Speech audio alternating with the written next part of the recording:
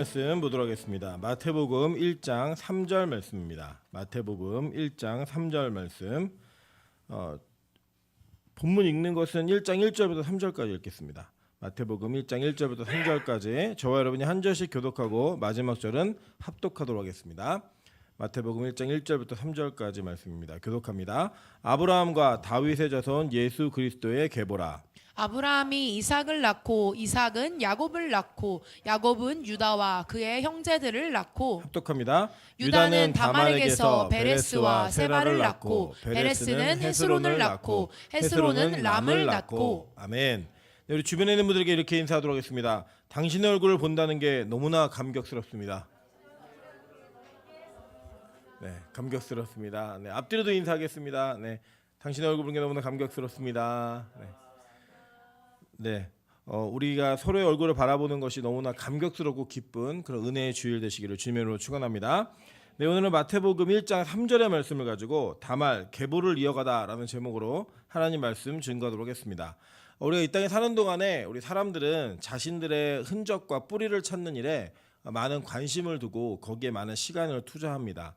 또 우리나라 같은 경우는 전통적으로 족보라는 것을 기록해서 이 족보 속에 어떠한 훌륭한 사람이 있었는지를 가지고 그 가문이 얼마나 위대하고 또 명문가인가를 자랑하는 것, 또 그것이 그 족보를 가지고 있다고 하는 것이 굉장히 큰 기쁨이 되기도 합니다. 그래서 실제로는 족보를 가질 수 있는 그러한 뿌리가 있는 분들은 원래 그 조선시대를 기준으로 하면 약 4% 정도의 사람만이 족보를 가질 수가 있는데, 지금 우리는 전체 모든 사람들의 대부분이 이런 족보를 다 가지고 있습니다. 왜냐하면 그 뿌리가 없었던 사람들이 남의 족보를 사서라도 그 내용들을 만들어서 그 내용을 기록하기 때문입니다.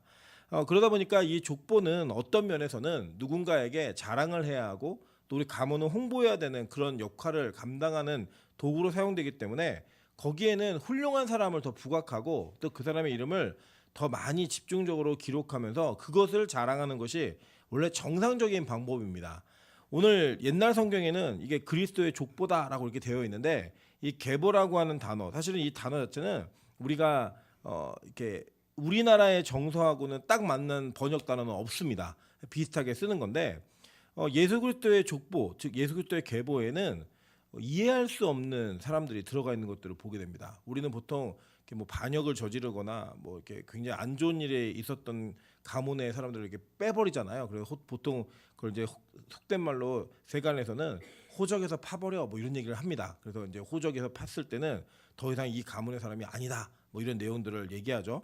여러분이 잘 알고 있는 우리나라 굴지의 기업 삼성가에도 이런 아버지와 아들들 간의 문제 때문에 그 삼남에게 삼성이 이렇게 그 유산으로 물려가면서 첫째와 둘째에게는 배제되는 일들이 있었습니다. 뭐 이렇게 다 보고 있죠.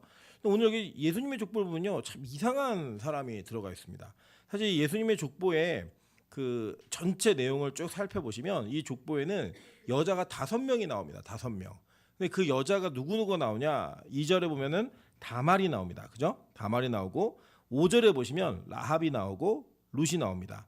그리고 6절에 보면 우리아의 아내라고 하는 밧세바가 등장을 합니다. 그리고 16절에 보시면 마리아라고 하는 여러분 잘 아시는 예수님의 어머니가 등장을 하면서 전체적으로 볼 때 5명의 여인이 이 족보에 등장을 합니다. 놀랍게도 이 5명의 여인이 정상적인 이성으로 판단을 하면 왜 이 족보에 기록이 되었을까라고 하는 의문이 들 만한 사람들의 이름으로 기록되어 있다라고 하는 것입니다. 그 중에 특별히 첫 번째로 등장하는 다말에 대한 내용은 여러분이 잘 아시는 바처럼 정말 이해할 수 없는, 또 이게 공식적으로 교회에서 설교를 할 때 노골적인 이야기를 다 하기에 좀 불편한 듯한 그런 이야기로 스토리가 꾸며져 있는 걸 보게 됩니다. 이 다말은 시아버지였던 유다와 동침하여서 아이를 낳는, 그래서 이 아이가 아들인가 손자인가 구분할 수 없는 그런 일들이 행해지게 되는 내용들을 보게 됩니다. 오늘은 이 다말의 내용을 살펴보면서 왜 다말이 그리스도의 족보 안에 들어왔는가, 그리고 이 다말을 통하여서 이 족보가, 이 계보가 증명하고 싶었고 간증하고 싶었던 내용은 무엇인가, 이것들을 살펴보면서 저와 여러분이 큰 은혜를 누리시기를 주님으로 축원합니다. 먼저 창세기 38장 1절부터 11절에 보면 유다 가문이 어떻게 타락을 했는가를 성경은 명확하게 기록하고 있습니다.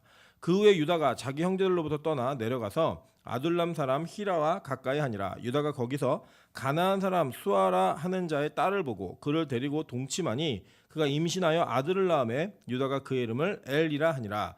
그가 다시 임신하여 아들을 낳고 그의 이름을 오난이라 하고 그가 또 다시 아들을 낳고 그의 이름을 셀라라 하니라. 셀라라 하니라 이렇게 얘기합니다. 그러니까 이제 지금 여기서 그 후에가 뭐냐면 이 바로 전에 있었던 사건은 어떤 사건이냐면 형들이 요셉을 팔아버리는 사건입니다. 아마도 이 유다는 자기 동생인 요셉을 팔아버린 이후에 굉장히 큰 양심의 가책을 느꼈는지 아니면 그 형들과 함께 있으면 그 동생들과 형들과 함께 있다 보면 자꾸 그게 기억이 나서 자기를 괴롭게 했는지 모르겠지만 그가 형제들로부터 분리되어져서 가나안 사람들에게로 내려갑니다. 그래서 그가 거기에서 수아라는 자의 딸을 보고 그가 동침을 해서 아들 셋을 낳습니다. 그 아들이 첫째는 엘, 둘째는 오난, 셋째는 셀라입니다. 그래서 이 셀라 이게 삼형제를 낳고 이 아들들이 장성하니까 이 아들들을 장가 보내기 위해서 이 유다가 여자를 데려옵니다. 자 볼까요? 계속 읽겠습니다. 그가 셀라를 낳을 때 유다는 거십에 있었더라. 유다가 장자 엘을 위하여 아내를 데려오니 그의 이름은 다말이더라 라고 얘기합니다. 바로 여기 다말이 여기서 등장하는 겁니다. 이 다말은 정확한 건 뭐냐면 아마도 가나안 사람 중에 딸들이었고 그의 가문이 정확히 소개되고 있지 않은 걸 보니 그렇게 뭐 가나안 안에서 명문가도 아니었던 사람인 것 같습니다. 그 이 다말을 데리고 와서 이 다말이 엘과 결혼을 했는데 이 엘에게 큰 문제가 있었음을 성경은 이야기합니다. 계속 볼게요. 유다의 장자 엘이 여호와가 보시기에 악함으로 여호와께서 그를 죽이신지라.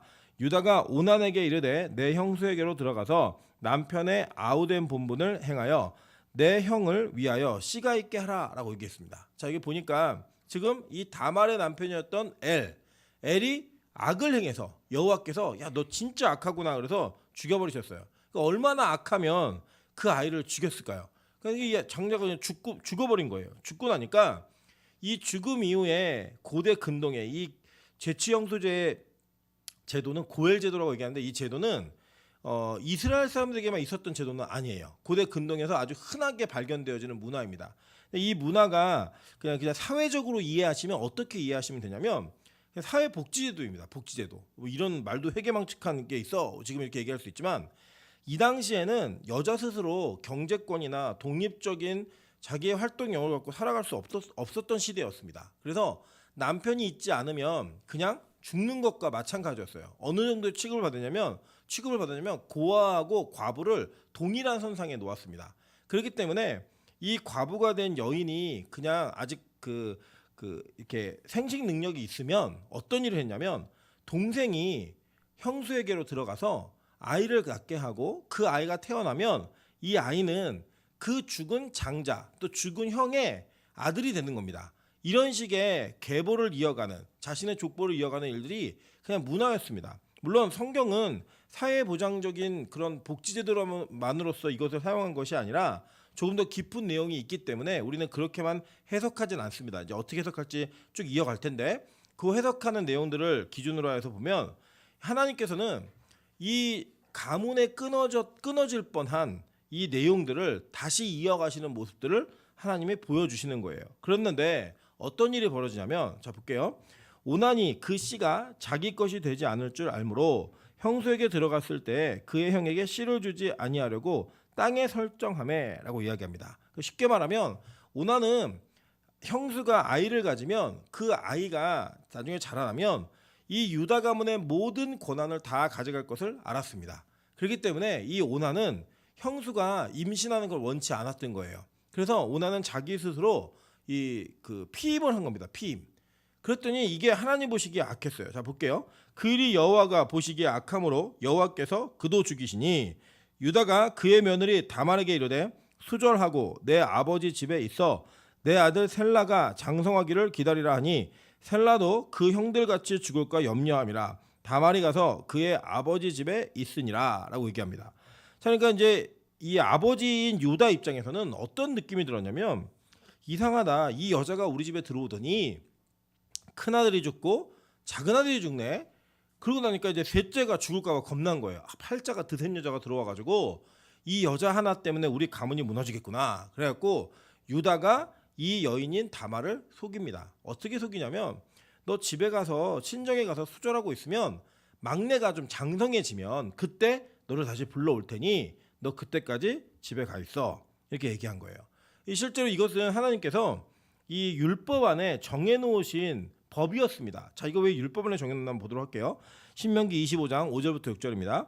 형제들이 함께 사는데 그중 하나가 죽고 아들이 없거든 그 죽은 자의 아내는 나가서 타인에게 시집가지 말 것이요 그의 남편의 형제가 그에게로 들어가서 그를 맞이하여 아내로 삼아 그의 남편의 형제된 의무를 그에게 다 행할 것이요 그 여인이 낳은 첫 아들이 그 죽은 형제의 이름을 잊게 하여 그 이름이 이스라엘 중에서 끊어지지 않게 할 것이니라 라고 얘기합니다.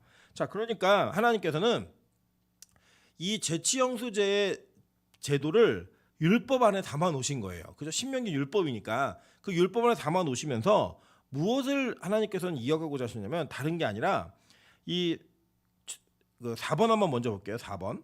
창세기 3장 15절 보겠습니다. 3장 15절. 내가 너로 여자와 원수가 되게 하고 내 후손도 여자의 후손과 원수가 되게 하리니 여자의 후손은 내 머리를 상하게 할 것이요 너는 그의 발꿈치를 상하게 할 것이니라 하시고 라고 얘기합니다. 그러니까 하나님은 이 가문에 이어지는 계보를 통하여서 복음을 준비해 놓으신 거예요. 예수 그리스도가 이 땅에 오시는 그 가문의 역할을 유다 가문에게 맡기셨고 이 유다 가문은 자신들의 행위와는 상관없이 하나님의 은혜로 말미암아 그 가문을 통하여 하나님의 구원자이신 메시아 예수 그리스도가 오시기로 택정되어진 자들인 거예요.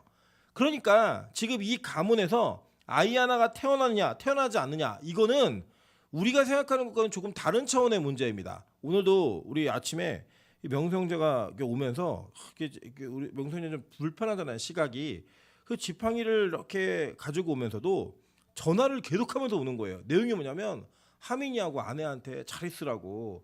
얼마나 기쁘겠어요. 그냥 근래 모든 게. 그 제가 그랬어요. 아들도 못난 주제에 그랬더니 자기는 아들 필요 없대요. 자기는 딸만 있으면 된대요. 얘기하는 거예요. 근데 이게 뭐냐면 우리 인간은 지금 이 시대에는 뭐 그냥 어떤 집에 아이가 하나 태어났다면 축복해주고 축하해주고 뭐 그런 기쁨이 있는 거잖아요. 그 가문의 기쁨입니다. 그런데 지금 이 내용은 조금 달라요. 유다가 볼 때에는 다말이 자기네 집에 며느리로 들어와가지고 이 아이를 낳으려고 하다가 자기 아들들이 죽어가는 모습을 보면서 이거 이 여자가 참 속된 말로 재수가 없는 여자네. 들어와가지고 집안을 망치네. 이 정도의 개념으로 생각한 거예요. 그런데 한번 잘 생각해 보세요. 하나님이 엘이라고 하는 첫째가 이 잘못을 범해갖고 죽이는 거, 그건 뭐 그럴 수 있다고 치는데 둘째였던 오난이 피임을 하는 게 이게 뭐가 그렇게 큰 죄라고 하나님은 그 자를 죽여버리셨단 말이에요. 이 오난을. 자, 이거는 오난의 입장에서 볼 때는 조금 억울할 수도 있을 것 같아요. 아니 그냥 이게 사실 임신이라는 게 우리 뭐 부부가 되신 분들은 아시겠지만 쉽게 되는 게 아니잖아요. 그 될 수도 있고 안 될 수도 있는 거고 됐다 한들 아이를 낳을 때까지는 굉장히 오랜 기다림이 필요하고 또 그게 100% 성공한다라고도 우리 확신할 수 없는 게 바로 그 문제 아닙니까? 그런데 그럼에도 불구하고 이 오난이 피임을 한 것 때문에 하나님은 그를 악하게 보시고 죽여버리셨다는 거예요. 도대체 왜 이게 악한 죄인가? 그럼 우리도 예를 들면 지금도 아이를 낳지 않으려고 피임을 하는 부부들은 다 이렇게 악한 자들인가? 이게 오해할 수 있잖아요. 근데 내용은 그게 아니라 뭐냐면 하나님은 이 가문을 통해 예수 그리스도라고 하는 메시아를 보내시기로 작정하셨는데 지금 그것을 누가 맡고 있냐면 오난이 자기 힘으로 맡고 있는 거예요. 하나님의 족보가 이어지고 하나님의 믿음의 계보가 이어지는 걸 오난이 철저하게 이것을 먼저 맡고 있는 거예요. 그러니까 이게 뭐냐면 복음을 막는 짓을 하고 있는 거예요. 지금. 그게 악했던 거예요. 그러니까 이런 관점으로 보면 지금 유다도 똑같은 일을 하고 있는 거예요. 원래는 정상적으로 하면 이 막내였던 셀라를 통하여서라도 이 다말이 하나님의 복음을 이어갈 수 있게 만들어줘야 되는데 그걸 하지 않고 속인 거예요. 자기 인간적인 어떤 내용들을 가지고. 그리고 그는 물론 그 유다 자체가 복음의 사람은 아니었어요. 벌써 뭐 동생 팔아버리고 잘 모르죠. 이거 제 내용을. 그렇지만 이 유다는 자신의 가문이 어떻게 이어져 내려왔는지를 들었을까요? 안 들었을까요? 들었겠죠. 아니 모세가 아는 걸 유다가 모른다는 게 말이 됩니까? 이 가문에 이어지는 그 내용이 있다라고 하는 것은 충분히 알고 있는 거예요. 그러나 그는 자신이 그 택정을 받은 사람인지를 몰랐어요. 그렇기 때문에 그는 이것을 자기의 힘으로 막고 자기의 이성으로 판단하고 있는 거예요. 자, 그런데 이 과정 속에서 하나님은 누구에게 이것을 열어가기로 작정하셨냐면 다말을 통하여 이것을 열어가기로 작정하신 거예요. 자, 그래서 보겠습니다. 창세기 38장 13절부터 19절입니다. 어떤 사람이 다말에게 말하되 내 시아버지가 자기 양털을 깎으려고 딥나에 올라왔다 한지라 그가 그 과부의 의복을 벗고 너울로 얼굴을 가리고 몸을 휩싸고 딥나 길곁 에나임 문에 앉으니 이는 셀라가 장성함을 보았어도 자기를 그의 아내로 주지 않음으로 말미암음이라 라고 얘기합니다. 자, 그러니까 지금 이 다말은 자기가 속은 걸 안 거예요. 아, 우리 시아버지가 정말로 막내 도련님이 클 때까지를 기다리게 한 게 아니라 나를 싫어서 여기서 그냥 잘라냈구나, 이걸 한 거예요. 그러니까 이 다말은 잘 생각해 보세요. 다말은 이방 여인으로서 유다 집안의 시집으로 와가지고 뭘 들었을까요? 그가 이 집안에 어떤 언약이 있는지, 예를 들면 아브라함 때부터 어떤 언약이 내려오고 있는지 이런 내용 듣지 않았을까요? 실제로 이 그 유다의 아버지가 여러분 잘 아시는 것처럼 야곱이잖아요, 그죠? 이 야곱은 아브라함이 살았을 때도 살아 있었어요. 야곱이 태어났을 때 아브라함 살아 있었어요. 그 대화를 나눴고 그 자기 할아버지에게 약속하신 하나님의 언약이 어떤 집안이고 어떤 내용인지를 얘기했을 겁니다. 오늘도 아침에 논쟁이 붙었어요. 어떤 논쟁이 붙었냐면 청년들이 이제 앉아갖고 얘기하는데 소개팅을 첫 만남을 할 때 몇 시간이 적당한가? 예, 이거 갖고 이제 논쟁이 붙은 거예요. 처음 만났을 때 얼마나 같이 있어야 되느냐? 그 시간에 이하에 있으면은 이게 파토난 거고 그 시간 이상이 있으면 뭔가 관심이 있는 거다. 뭐 이런 내용들로 막 얘기를 합니다. 그러면 이제 뭐 저는 그래요. 어떤 우리 민정사님 어떠냐 아니죠. 민정사님 뭐라고 했냐면 자기는 점심 먹고 커피 마시고 저녁까지 먹어야 된다고 생각한대요. 그 제가 야, 그건 너무 부담스럽지 않냐? 첫 만남인데 그때 아니래요. 자기는 길 그래 왔대요. 계속. 그러니까 안 된 거예요, 지금. 네. 계속 붙잡고 있고 안 보내고 막 이러니까 그 내용을 보면 이제 할 얘기가 별로 없는 거죠, 첫 만남에는. 근데 여러분 잘 생각해 보세요. 그 만남이 계속되고 그 만남 속에 그 다음이 이루어지려면 그 상대에 대한 내용을 알게 되겠죠, 묻게 되겠죠. 그래서 대화하다 보면은 무슨 얘기 할까요? 뭐 좋아하는지, 뭐 먹고 싶은지 이런 얘기도 하겠지만 이 당시에는 시족 사회잖아요. 무조건 어떤 가문에 합류가 되게 되면 여자는 그 남자 집안의 사람이 되는 겁니다, 그냥. 그렇기 때문에 그 과정 속에서는 이 여자의 관심과 여자가 호감을 갖는 내용은 무엇이었냐면 이 남자의 집안이 어떤 집안인가, 이거에 관심을 가졌겠죠. 그러니까 아마도 이 다말은 자기의 죽은 남편이었던 엘을 통하여, 그리고 자신의 시아버지였던 유다를 통하여 이 가문의 어떤 언약과 약속이 흐르고 있는지를 들었을까요, 안 들었을까요?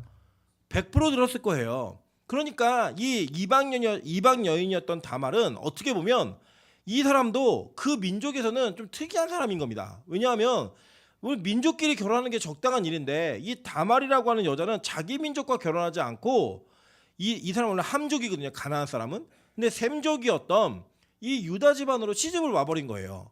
그 시집을 왔을 때는 그 당시 자기의 민족에서 볼 때는 이 여자는 그렇게 탁월한 여자가 아니에요.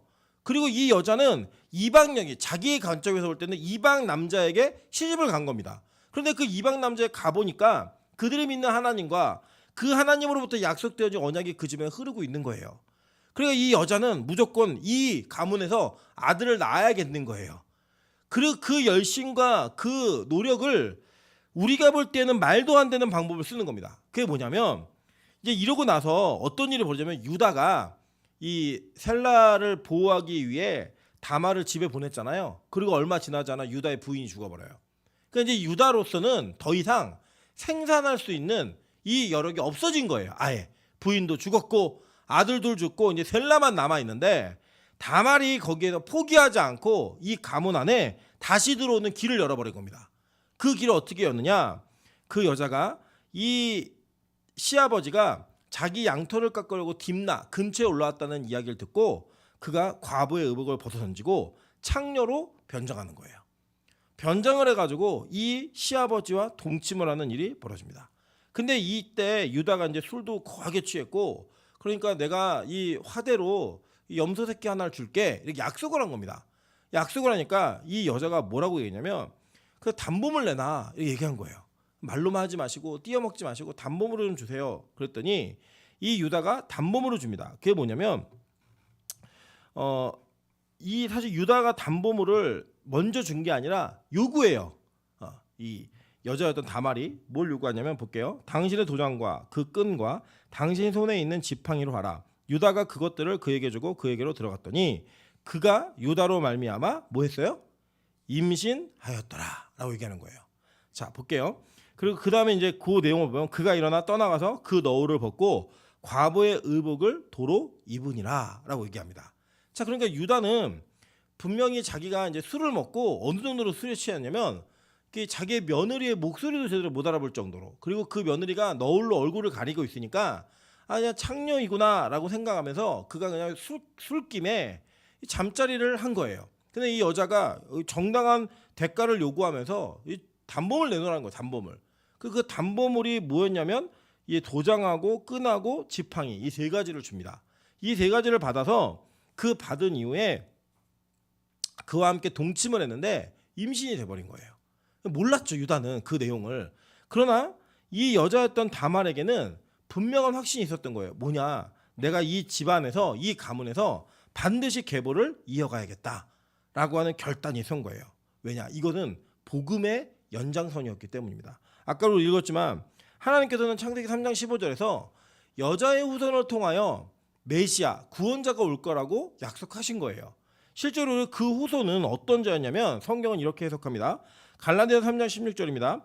이 약속들은 아브라함과 그 자손에게 하신 말씀인데 여럿을 가리켜 그 자손들이라 하지 아니하시고 오직 한 사람을 가리켜 내 자손이라 하셨으니 곧 그리스도라라고 얘기합니다. 그러니까 이 다말은 그리스도에 대한 명확하고 분명한 개념은 없었지만 하나님의 복음이, 하나님의 약속이 이 가문을 통해 온다라는 걸 믿었던 거예요. 그걸 믿었기 때문에 그는 이러한 방식을 통해서라도 아이를 낳아야겠다라고 결정을 한 겁니다.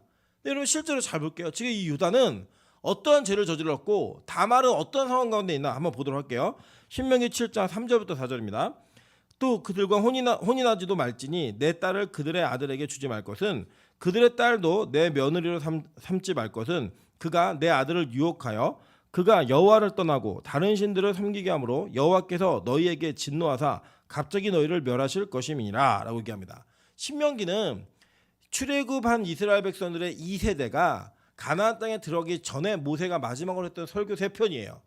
그 3편 중에 그 내용이 무엇이냐면 너네 가나안 땅에 들어가면 그들과 혼인하지 말라는 거예요. 다른 민족과. 물론 이 모세의 언약과 선포는 이전에 유다에게는 적용되지 않는다고 얘기할 수도 있겠지만 여러분 성경을 잘 보시면요.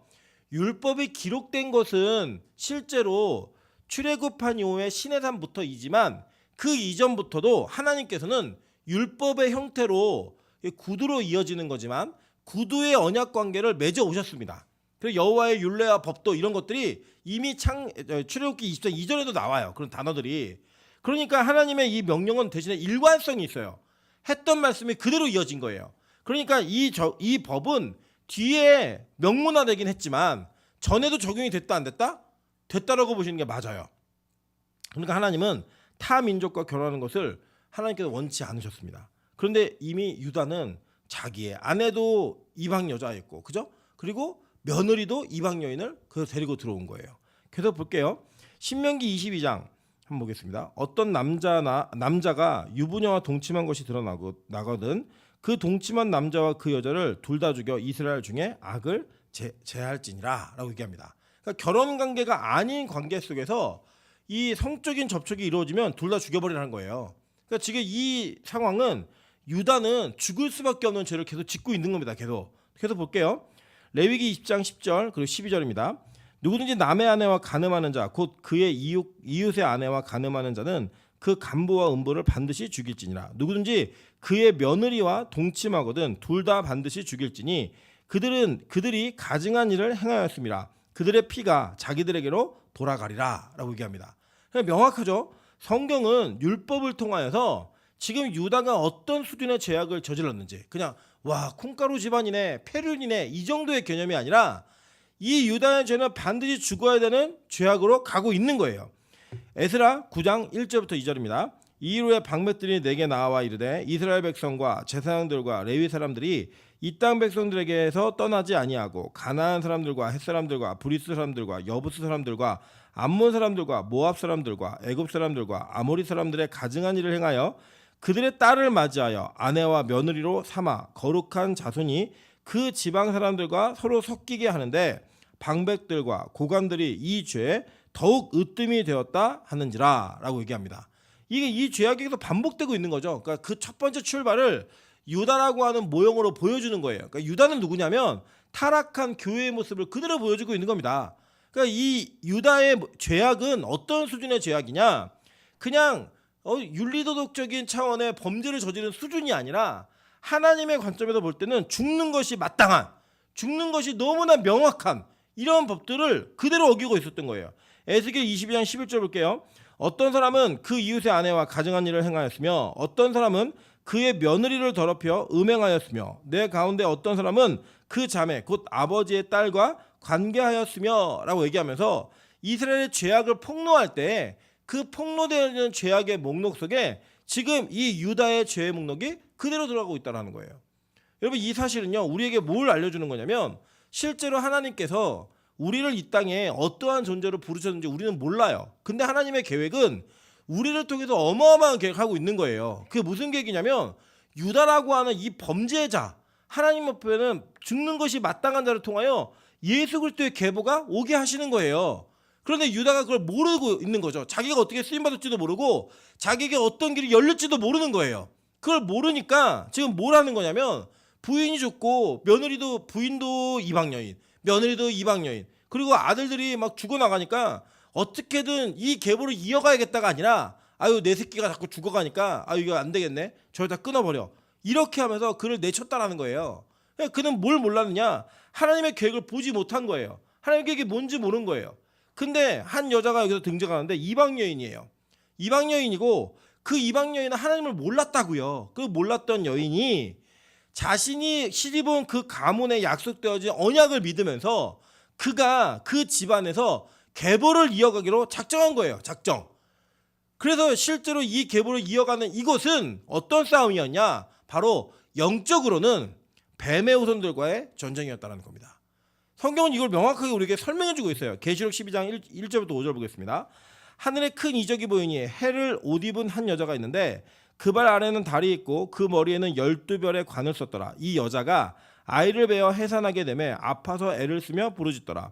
하늘에 또 다른 이적이 보이니 보라 한 큰 붉은 용이 있어 머리가 7이요 뿔이 10이라. 그 여러 머리에 7 왕관이 있는데 그 꼬리가 하늘의 별 3분의 1을 끌어다가 땅에 던지더라. 용이 해산하라는 여자 앞에서 그가 해산하면 그 아이를 삼키고자 하더니 여자가 아들을 낳으니 이는 장차 철장과 만국을 다스릴 남자라. 이 아이를 하나님 앞과 그 보좌 앞으로 올려가더라 라고 얘기해요. 우리가 다 배우셨죠? 이 여자가 누구예요? 교회잖아요. 그죠? 그리고 교회였고 이 아이가 누구예요? 예수 그리스도였잖아요. 그러니까 지금 예수 그리스도가 태어나기만 하면 이 뱀은 이 예수를 죽이고 삼키고자 하는 계획이 있었던 거예요. 여러분 그게 어떤 계획으로 표현되는 거냐면 이겁니다. 자, 출애굽기를 한번 잘 기억해 보시면 출애굽기에 보면 뱀의 후손이었던 사람으로 상징되는 사람이 누구냐면 바로예요. 바로가 두 권을 쓰고 있는데 그 두 권에 보시면 가운데 코브라가 이렇게 있습니다. 보시면 돼요. 그냥 이 투탕카멘 그 마스크에 보시면 이 가운데 두 권에 코브라가 새겨져 있어요. 그러니까 그들의 왕적인 상징은 뱀이었던 거예요. 왜냐? 뱀은 계속 허물을 벗으면서 이렇게 성장했기 때문에 그걸 보면서 이제 부활의 개념으로 이 사람들이 그걸 삼은 거예요. 그리고 이스라엘 백성들은 그에게 희생당하는 그런 역할을 감당하는 존재들이었습니다. 그래서 심지어는 어떤 일이 있었냐면 바로가 야 이스라엘에 사내 아이가 태어나면 다 나일강에 던져, 이 명령을 했다고요. 이게 반복이 돼요. 헤롯 때 어떻게 반복이 되죠? 헤롯이 계산해 보니까 유대인의 왕이 났어? 야 그러면 2년 2살 이하의 아이는 다 죽여, 이렇게 얘기를 했다고요. 그러니까 뱀의 후손들은 계속적으로 여자의 후손을 죽이고자 하고 그 죽이는 살인을 통하여서 뭘 하고 싶었던 거냐면 하나님의 아들인 메시아가 태어나지 못하게 하려고 최선을 다한 거예요. 그러니까 지금 유다가 무슨 짓을 하고 있는 거예요? 악한 마귀가 짜놓은 계략과 그들이 가지고 있었던 그 플랜에 합류하는 거예요. 그냥 이거 내 새끼 죽게 생겼네. 이 여자 끊어내야지. 그런데 그걸 누가 깨고 들어가냐면 이방 여인이었던 다말이 그걸 깨고 들어가는 거예요. 그걸 깨고 들어가면서 그가 시아버지였지만 그 유다의 씨를 받아서 누굴 낳은 거예요? 바로 베레스하고 세라를 낳는 겁니다. 그런데 여기 놀라운 것이 보여져요. 한번 볼게요. 창세기 46절 12절입니다. 유다의 아들 곧 엘과 오난과 셀라와 베레스와 세라니 이는 엘과 오난은 가나안 땅에서 죽었고 베레스의 아들은 헤스론과 하물이요. 이렇게 얘기해요. 하물이요. 여러분 잘 보세요. 지금 우리는 만약에 여러분 생각해 보세요. 시아버지였던 유다와 며느리였던 다말이 합방을 해서 아이가 태어나면 이게 아들이에요, 손자예요? 여자의 관점으로 보면 손자고, 그죠? 유다의 관점으로 보면 아들이잖아요. 성경은 이거를 아들이라고 명확하게 이야기해놨어요. 그래서 이 46장 12절, 창세기 46장 12절에서 유다의 아들의 목록을 소개하면서 거기에 누구 이름이 들어가냐? 이 다말이 낳은 쌍둥이를 낳는데 그 누구냐면 베레스와 세라가 이름이 등장하는 거예요. 네, 베레스와 세라. 여러분 그게 지금 이게 뭐냐면 자 보세요.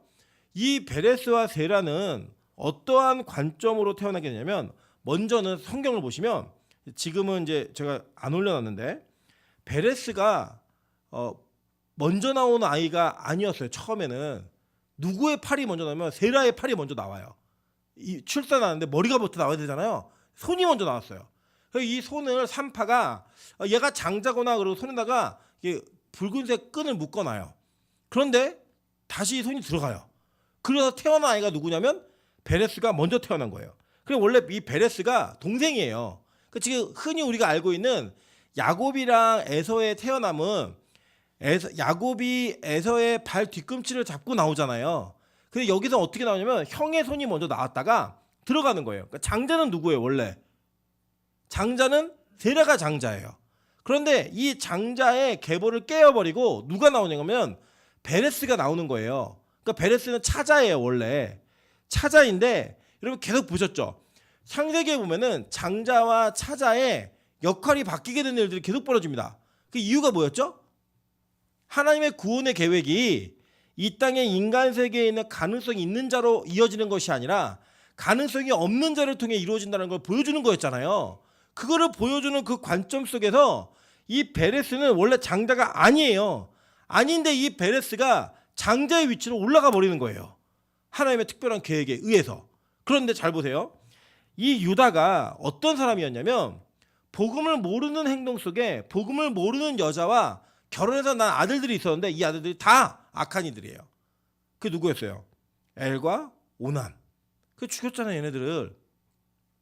근데 하나님은 이 유다가 선택하고 유다가 기준한 그 기준 속에서 복음을 이어가시는 게 아니라 하나님의 계획 속에서 죽어마땅한 그 가문의 모든 죄악의 형태를 하나님은 바꾸어 가시는 거예요. 어떻게 바꾸어 갔느냐? 이 복음을 알고 있는 이 다말이라는 여자를 통하여서 하나님의 아들을 새롭게 만들어 버리시는 거예요. 그게 뭐냐? 옛사람이 죽고 새 사람이 태어나는 거예요. 그래서 이 베레스와 세라는 그냥 단지 어떤 집안에 이런 해괴망측한 일이 있었대 라고 하는 개념으로 끝나는 것이 아니라 복음을 이어가는 계보 속에서 그 여자가 비록 이방 여인이었지만 복음을 알았기 때문에 그 복음을 이어가는 예수 그리스도의 복음, 그 복음을 이어가는 관점에서 그는 믿음으로 이 행위를 한 거예요. 이해되세요? 그러니까 즉 이 여자는 지금 이 여자가 믿고 있는 그 대상은 누구냐? 바로 후손인 예수 그리스도를 믿는 거예요. 역시 아브라함이 그 후손이 그리스도임을 믿었던 것처럼 이 다말 역시 자기가 낳을 아들을 통하여서 하나님의 후손의 약속이 있다는 걸 믿으면서 이 길을 걸어가는 거예요. 이게 뭐냐? 바로 복음인 겁니다. 그리고 여러분 성경이요. 절대 윤리와 도덕적 수준에서 머무른다고 생각하시면 안 돼요.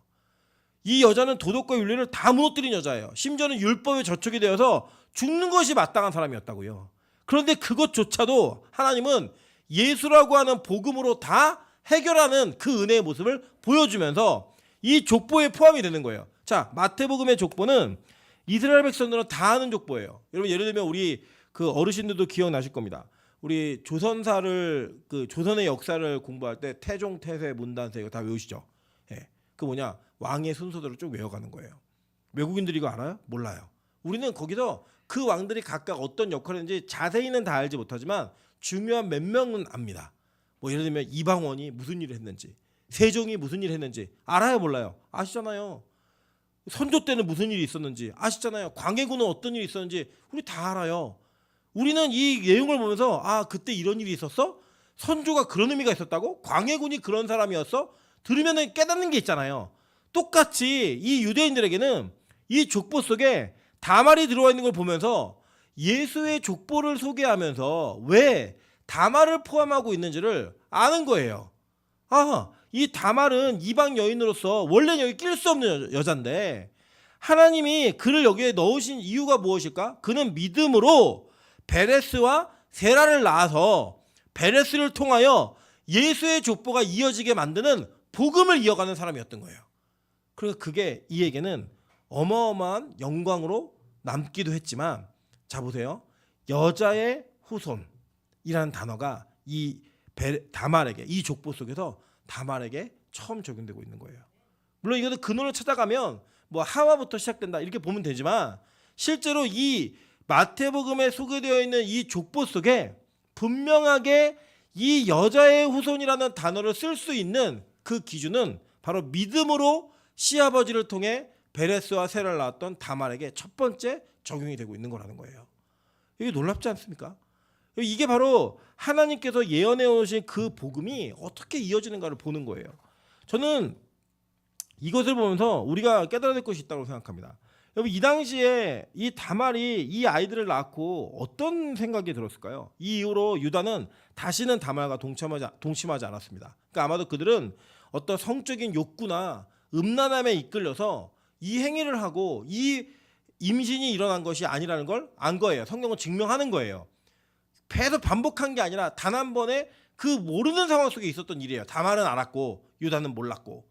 그런데 그 사건은 저와 여러분에게 시사하는 바가 있는 거예요. 여자가 그렇게 아이를 낳아놓고 얼마나 많은 손가락질과 얼마나 비난을 받았겠어요. 아마 이 여자는 평생 수절한 거예요. 그러니까 이 여자의 목적은 남자와의 잠자리가 아니었어요. 이 여자의 목적은 후손을 이어가는 게 목적이었다고요. 그렇기 때문에 그는 그 목적이 달성된 이후로 자신의 개인의 쾌락을 위해 성적 관계를 이어가는 일을 하지 않았습니다. 하지 않고 그냥 이어진 거예요. 근데 사람들은 뭐라고 비난했을까요? 야, 시아버지의 이 애를 낳아? 이때 이 시아버지가 나중에 성경 보시면 아시겠지만요. 이거 모르고 다말이 임신했다는 얘기를 두고요. 어떻게 했냐면 야, 끌어내. 불태워 죽여버려. 이렇게 얘기했어요. 그때요. 이 다말이 뭐라고 하냐면 이 보증품, 이 담보물의 주인이 이 아이의 아버지입니다. 라고 얘기했을 때 유다가 깜짝 놀란 거예요. 깜짝 놀라면서 저 내 건데 내 도장과 끈과 지팡인데 그러면서 뭐라고 얘기했냐면 내가 원래 세라를 줬어야 되는데 안 줬기 때문에 그가 옳도다라고 얘기해요. 그 옳도다가 짜데크란 단어인데 하나님의 관점에서 옳다는 이야기예요. 의롭다는 얘기예요. 그 여자가 믿음으로 이 행위를 한 것이 의로움으로 연결됐다니까요. 여러분 우리 다음 시간도 뭐 계속 교육했지만 룻, 라합 다 마찬가지예요. 이 여자들이 복음에 들어올 수 있는 족보가 아니에요. 기생이었고 이방인의 과부였어요. 이 여자들이 다 이 복음 안으로 들어오는 거예요. 근데 그들이 다 뭘로 들어온다? 믿음으로 들어온 거예요. 믿음으로. 다말은요 믿음으로 거짓말합니다.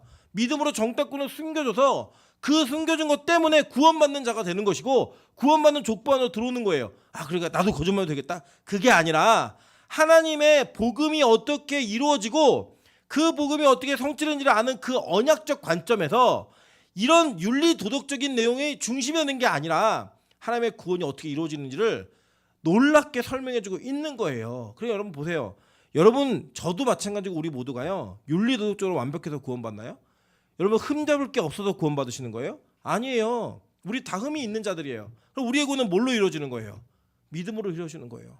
그거 상관없이 그것과 전혀 무관하게 여러분의 과거가 어땠든 현재가 어땠든 믿음이 어땠든 미래가 어땠든 여러분에게 믿음만 정확하게 있으면 그 모든 죄악의 문제는 믿음 안에서 해결되어지고요. 그 해결되는 은혜를 따라 우리가 들어갈 수 없는 족보에 들어간다는 거예요. 그게 뭐예요? 예수의 족보 안으로. 복음은 그걸 설명해주고 있는 거예요. 마태는 그걸 설명하고 있는 거예요. 자신은 레위인이었지만 세리로 살았던 사람이었습니다. 그는 이미 타락을 해서 그의 인생 가운데 어떠한 빛도 볼 수 없는, 어떠한 역전도 기대할 수 없는 그 상황 속에 이 땅에 창조주가 피조물이 돼갖고 온 거예요. 그게 뭐예요? 이걸 뭐라고 신학적으로 얘기하냐면 예수가 자기 신분의 비하라고 얘기해요. 비하. 예. 뭐냐? 창녀가 된 거예요.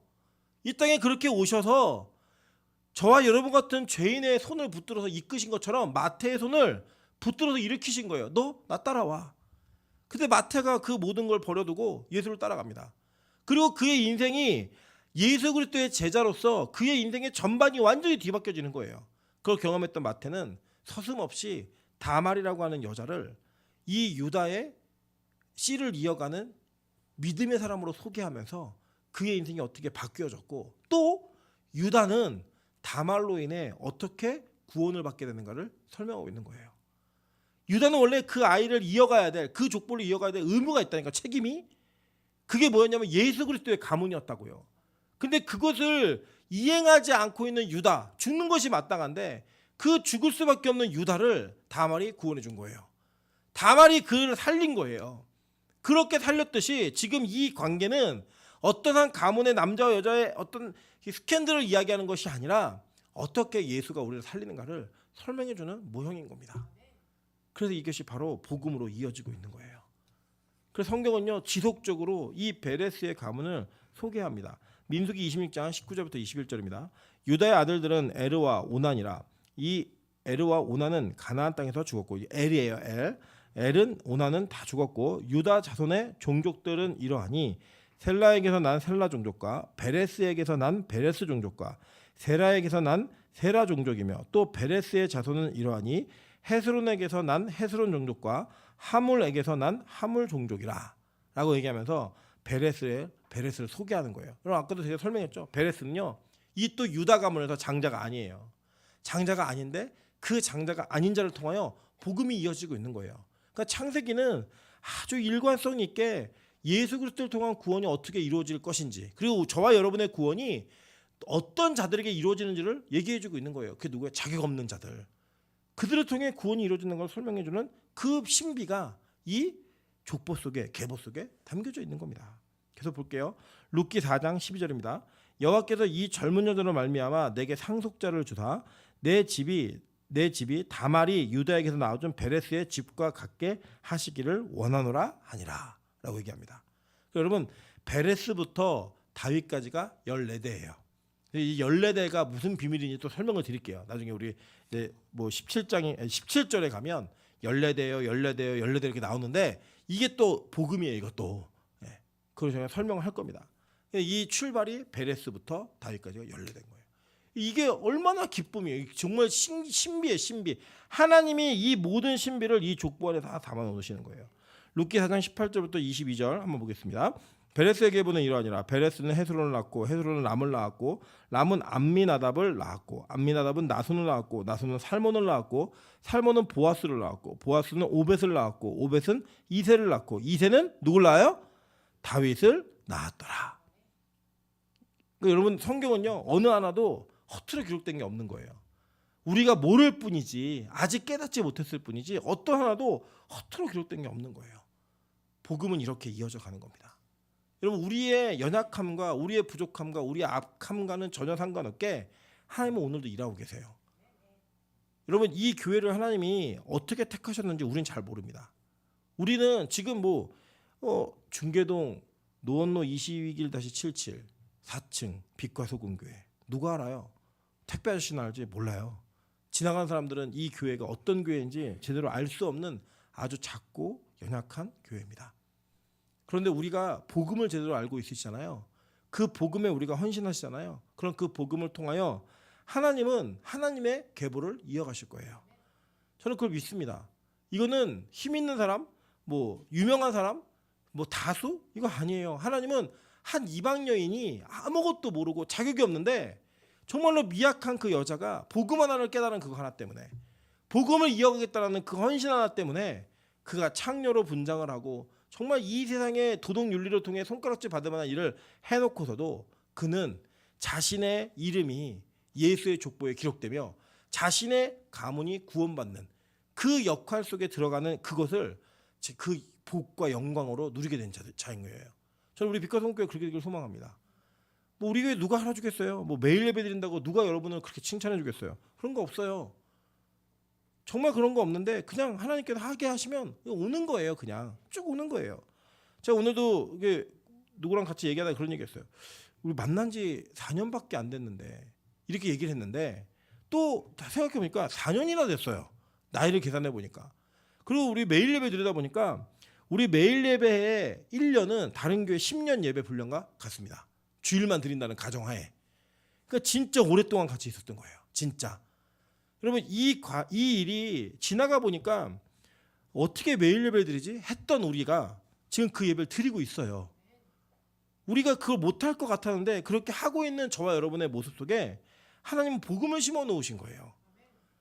누군가는 이 한국에 예배를 드려야 하고 이 한국의 예배 불씨를 끄지 않아야 되고 이 예배를 이어가야만 하는데 그 역할에 저 여러분이 부르심을 받은 거예요.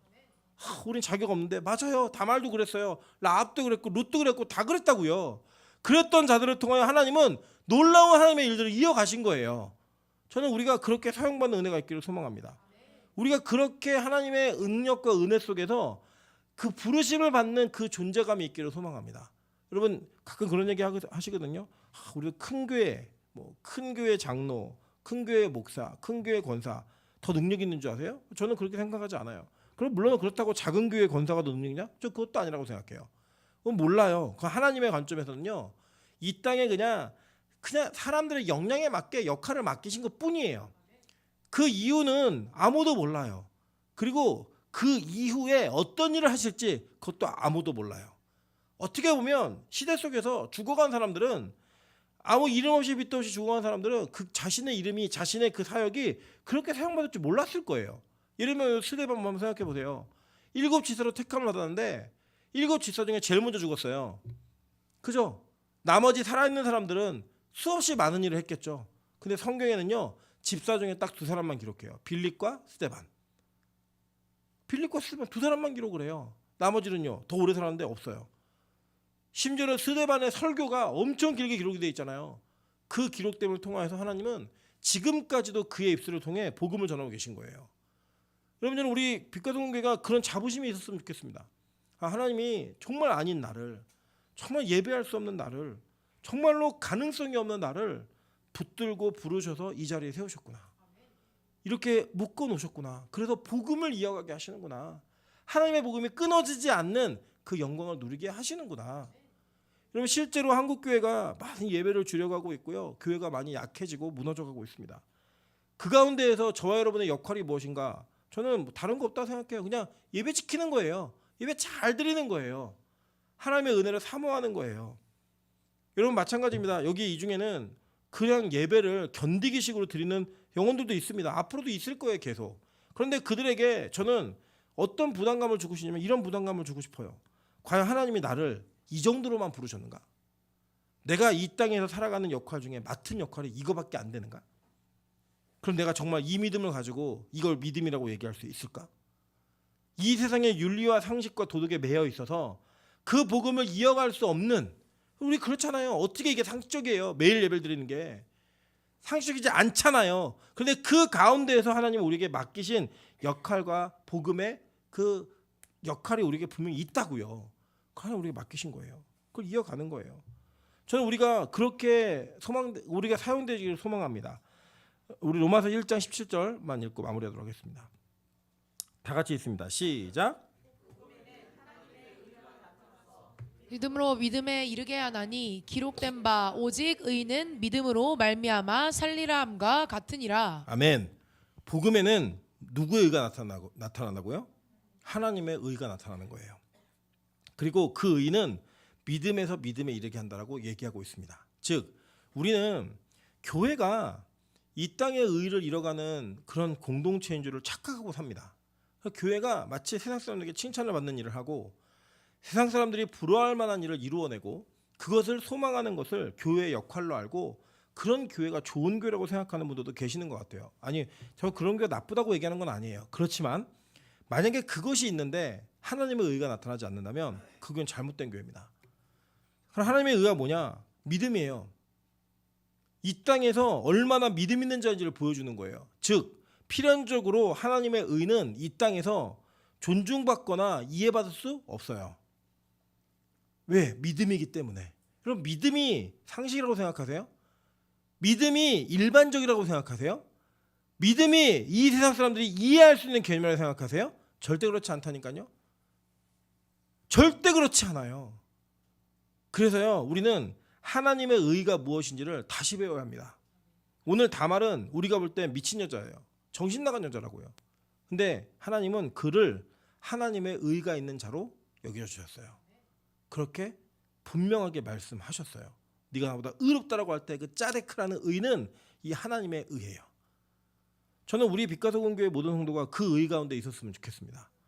상식적이지 않은데 세상이 이해할 수 없는데 그 이해받을 수 없는 상황 속에서 하나님의 의가 이루어짐으로 말미암아 믿음으로 믿음에 이르게 되는 그 하나님의 은혜가 여러분에게 느껴질 때 여러분 진짜 구원의 백성이 되는 겁니다. 제가 오늘 다시 한번 마지막으로 도전합니다. 여러분 하나님의 의가 있으십니까? 그 의로 말미암는 믿음이 여러분에게 확증되어져 있으십니까? 없다면 오늘도 기도하셔야 됩니다. 하나님 나를 구원해 주세요. 하나님 나를 도와주세요. 그렇게 기도할 수 있는 저와 여러분 되시기를 주님의 이름으로 축원합니다.